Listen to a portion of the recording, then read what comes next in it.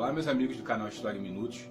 Hoje eu gostaria de estar falando com vocês sobre a história dos povos germânicos, que são os povos que os romanos chamavam de bárbaros. As invasões germânicas desencadearam transformações profundas que marcaram a formação da Europa medieval. Acompanhe comigo a história desses povos. Os germanos dividiam-se em vários povos, com grandes diferenças culturais entre si. Eram, entre outros, os ângulos, os saxões, os visigodos, os ostrogodos, os vândalos, os francos, os suevos, os burgúndios, os lombardos, os alamanos e os érulos. Não existem muitas informações sobre esses povos no período em que ainda viviam fora do Império Romano. As poucas informações vêm de textos escritos pelos próprios romanos.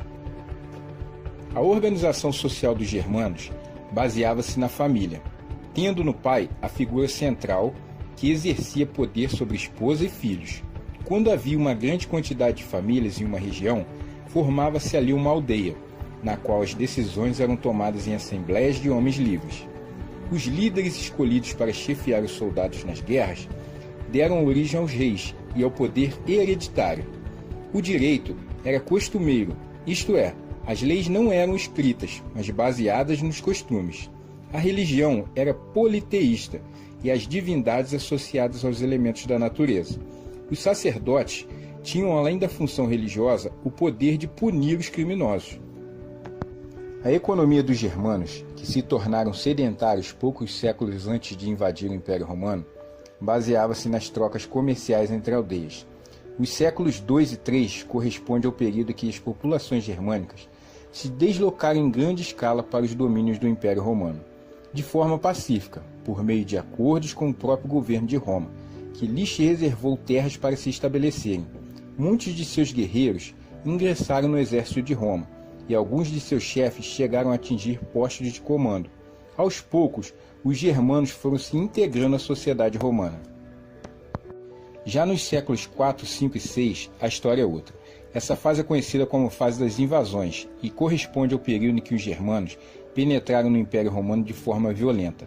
Um dos principais motivos que desencadearam as invasões foi o avanço dos hunos, um povo que acreditava ser de origem tártaro-mongol, sobre os territórios dos diversos povos germânicos.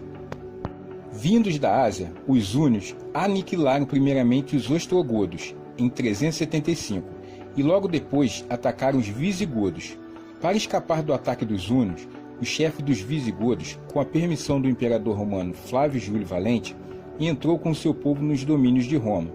Posteriormente, os próprios visigodos saquearam as aldeias e cidades romanas, o que abriu precedente para outras invasões. Em 455, os vândalos invadiram e saquearam Roma durante 15 dias. Depois incendiaram e escravizaram milhares de romanos. O último imperador romano, Rômulo Augusto, foi deposto por Odoacro, chefe dos germanos érulos. Esse episódio ficou conhecido como a queda do Império Romano do Ocidente e é usado tradicionalmente como um marco divisório entre a Antiguidade e Idade Média. Com a dissolução do Império Romano do Ocidente, diversos povos germânicos dominaram diferentes regiões da Europa. Houve muitas mudanças. Os romanos viviam em um império centralizado e hierarquizado, enquanto os germanos se organizavam tradicionalmente em tribos que estavam em processo de centralização. Com as invasões, esse processo se acentuou. Por volta do século VI, já haviam organizados novos reinos nos territórios ocupados. A maioria desses reinos, porém, teve vida muito curta. Apenas os francos conseguiram se estruturar e expandir seus domínios. Eu espero que você tenha entendido e compreendido um pouquinho da história desses povos germânicos.